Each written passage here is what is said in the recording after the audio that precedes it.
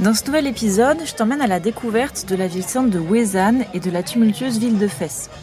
Tu découvriras ce que Joris a dû endurer pendant des mois avec mes vocaux beaucoup trop longs et on s'interrogera ensemble sur le rapport à la marchandise, bien différent de ce que l'on connaît en France. Reste jusqu'au bout car je te donne également quelques conseils pour négocier tes futurs achats au Maroc. Salut, moi c'est Marion et je voyage depuis plusieurs mois avec mon fourgon aménagé jusqu'au Sénégal. À travers ce podcast, je te propose un voyage sonore à travers plusieurs pays pour voir le monde différemment et s'interroger ensemble sur les expériences de ce voyage. Bienvenue dans Les Esprits Vagabonds, épisode 2. Alors on a repris la route, direction Ouezane. Sur la route, on a vu pas mal d'usines d'huile d'olive, donc on a voulu s'arrêter pour savoir si c'était possible d'acheter directement à l'usine, mais c'était pas possible. On a trouvé quelques kilomètres plus loin une sorte de magasin de producteurs. Et donc on est arrivé à Ouezane, qui du coup est une ville deux fois sainte, à la fois dans la religion musulmane et dans la religion juive. Et donc autant hier Chefchaouen c'était la ville bleue, autant ici c'est la ville verte. Donc vert et blanc qui sont deux couleurs islamiques. On a voulu aller se poser pour boire un thé. Et donc là, il y a un monsieur qui nous a interpellés, qui s'appelle Samy, et qui nous a invités à boire le thé chez lui. Donc on ne savait pas trop, mais c'est quelque chose qu'on a envie de faire, quoi, de sortir des choses touristiques et justement de rencontrer les locaux. Donc voilà, on l'a suivi dans sa maison juste à côté. Et voilà, donc il nous a invités à boire le thé. Du coup, lui, il parle bien français parce que du coup, il a travaillé en France pendant 17 ans. Et aujourd'hui, il fait de la traduction pour les tribunaux marocains. Et voilà, c'est vrai, je me suis sentie un peu intimidée et pas trop savoir quoi faire. Et après du coup Samy nous a expliqué que et il nous a montré son badge je sais plus le nom exact mais de l'association pour le tourisme et le développement durable en fait à Ouezane et que du coup son rôle c'est d'accueillir voilà, de un petit peu identifier les touristes et de les accueillir et de savoir que s'il y a un problème, et ben il y a quelqu'un sur place, quoi.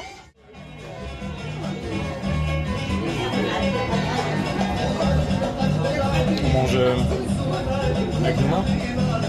On va regarder comment les gens font et... Bah, je vois derrière, là, c'est... Ouais, tu prends genre le gars, tu prends, tu mets dans ton pain. Et après, tu déchires le pain pour manger ce qu'il y a dedans. Ou alors tu gardes dans ta main.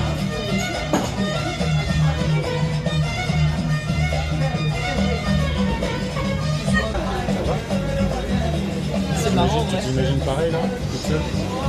C'est cool. Et oui, je pense, largement, non? Ouais. Plutôt qu'un truc à touriste.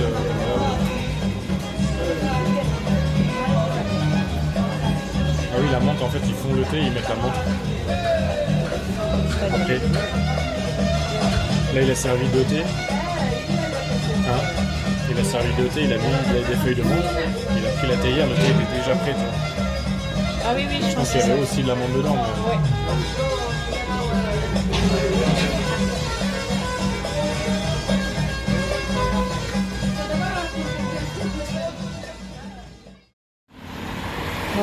Du coup, la nuit dernière, on a passé la nuit pas très loin d'un barrage.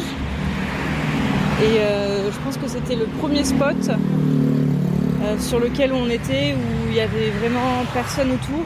C'était vraiment le calme absolu. Pendant la nuit, il n'y avait pas un bruit. Et du coup, l'idée c'était d'aller jusqu'à Fès.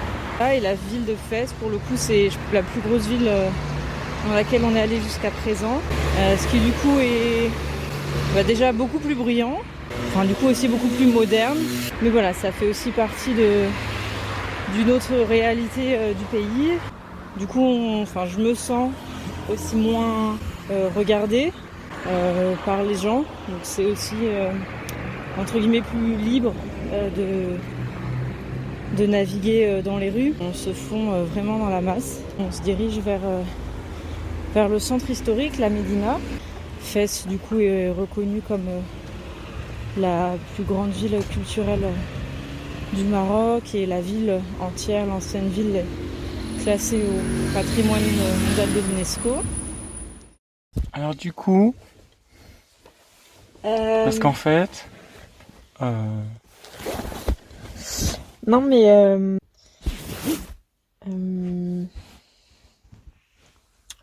Il y a déjà 20 secondes pour moi.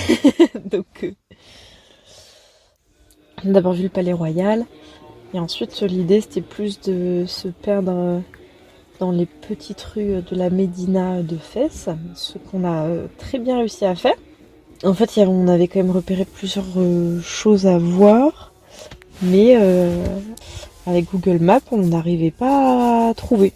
Et on a commencé... les gens voyaient qu'on galérait à trouver, quoi. À gauche. Ouais. Et on s'est encore fait alpaguer comme à Chef Chaouen, sauf que cette fois, on savait comment ça marchait. Et bref, le mec qui était en plus en béquille, alors que les ruelles elles sont toutes petites et ça grimpe, enfin bref, bien calé, nous a quand même emmenés du coup pour voir une tannerie. Et bon, en vrai, s'il n'avait pas été là, je pense qu'on n'aurait jamais trouvé. Et en fait, c'est un magasin d'abord sur 3 étages avec plein d'articles en cuir, quoi. Des vestes, des sacs, des poufs. Et voilà, et après, quand on va sur la terrasse, on voit en fait les différents... comment dire ? On voit pas toutes les étapes de fabrication, mais on voit par exemple la partie où il y a les teintures, on voit les peaux qui sèchent, etc.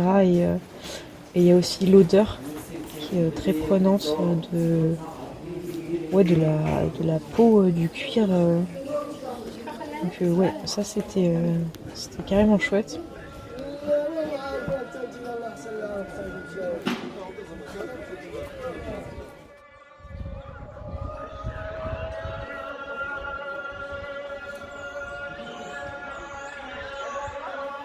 La minute information.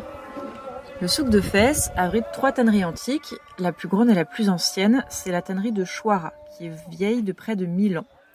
Le processus du travail du cuir, lui, n'a quasiment pas changé depuis le Moyen-Âge. Pour travailler le cuir, les tanneurs trempent d'abord les peaux dans un mélange d'urine de vache, de chaux vive, d'eau et de sel. Les peaux y sont trempées pendant 2 à 3 jours afin de détacher l'excès de graisse et de chair. Elles sont ensuite trempées dans un autre ensemble de cuves contenant un mélange d'eau, d'excréments de pigeons, qui contient de l'ammoniac, qui va permettre au cuir de s'assouplir. Le tanneur utilise ses pieds pour malaxer les peaux jusqu'à 3 heures durant, afin d'obtenir la souplesse souhaitée. Les peaux sont ensuite placées dans des fosses de teinture contenant des colorants végétaux naturels, tels que la fleur de pavot pour le rouge, l'indigo pour le bleu, le henné pour le orange, la menthe pour le vert ou le safran pour le jaune. D'autres matériaux sont utilisés pour la teinture, comme la poudre de grenade, qui est frottée sur les peaux pour les rendre plus lâches, ou encore l'huile d'olive pour les rendre brillantes. Après tout ce processus, les peaux sont simplement séchées au soleil avant d'être transformées en différents articles, comme des babouches, des poufs, des sacs, etc. Et voilà, et après le gars nous a accompagnés, nous a expliqué donc aussi, comme aujourd'hui c'est vendredi, donc c'est jour saint dans la religion musulmane, il y a les boutiques, il y a davantage de boutiques qui sont fermées et les gens travaillent moins que les autres jours de la semaine. Donc voilà, il nous a aussi dit que le vendredi les prix étaient moins chers. Bon, ça, on est moins sûr de l'info. Ce qui me change beaucoup au Maroc, c'est le rapport à la marchandise, qui est bien différent de ce qu'on connaît en France. Ici, il n'y a pas de grands supermarchés ou de grands centres commerciaux, mais plutôt plein de petites boutiques avec des articles bien spécifiques, comme par exemple un magasin qui va vendre que de la poterie, ou alors que des articles en cuir, ou alors que des épices. Et on va trouver aussi des épiceries où il va y avoir davantage de variétés au niveau des articles, mais qui va quand même se concentrer au niveau de tout ce qui est alimentaire. Dans la plupart des boutiques d'artisanat, les prix ne sont pas affichés et tout se négocie avec le vendeur, qui devient du coup un réel intermédiaire entre le produit et le consommateur. Et c'est assez drôle parce qu'en ce moment je lis un livre qui s'appelle La fabrique du consommateur, écrit par Anthony Galluzzo, et je trouve qu'il y a un passage qui illustre très bien ce que je veux dire. Dans ce passage, l'auteur il s'intéresse à l'émergence des grands magasins en Europe au milieu du 19e siècle. Je vous lis l'extrait. Le marchandage était un rituel très répandu. L'acte d'achat constituait alors souvent un véritable rapport de force. Le boutiquier, ayant noté ou retenu le prix d'achat de son produit, cherchait à en tirer le plus grand bénéfice possible. Le client, ignorant la provenance et la valeur réelle de la marchandise qu'il convoitait, négociait. Ce système de prix ouvert avait pour conséquence d'engager profondément le client dans la relation marchande. Une obligation d'achat tacite se nouait par l'entreprise d'une négociation. La pratique de ce que l'on appellera plus tard le shopping, la libre déambulation sans achat, était fortement découragée dans beaucoup de boutiques.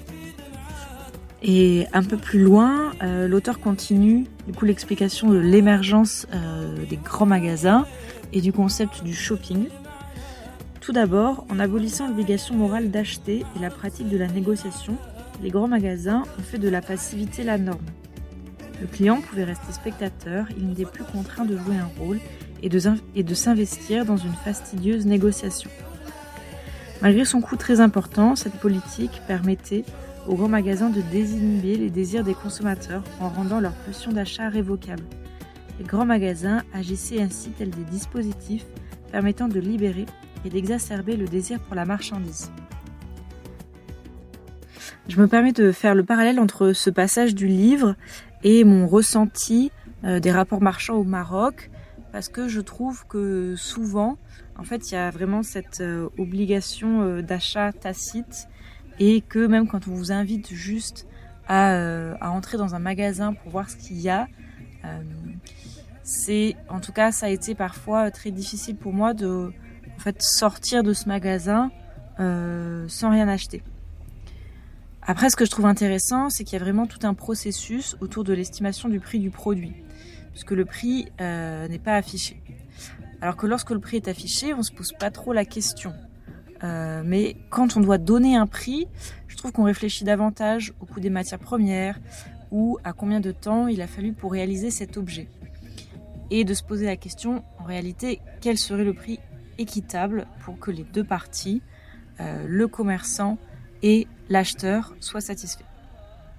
Si toutes ces questions autour du rapport marchand et de la consommation vous intéressent, encore une fois, je vous recommande vivement ce livre qui s'appelle La fabrique du consommateur d'Anthony Galluzzo et qui m'a vraiment fascinée et où j'étais absorbée par toutes les réflexions qu'on y trouve et qui expliquent vraiment l'évolution du rapport marchand.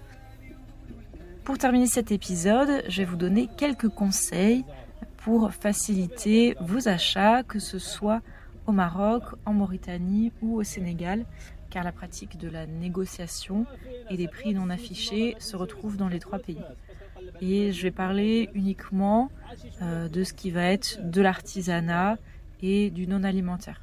Parce que pour ma part, j'estime que les prix de ce qui va être l'alimentaire du quotidien, j'inclus pas les épices dedans, parce que ça, vraiment, ça se négocie. Mais pour le reste de l'alimentaire au quotidien, les fruits, les légumes, les produits secs, les prix pour moi ont toujours été des prix corrects et j'ai jamais ressenti le besoin de négocier.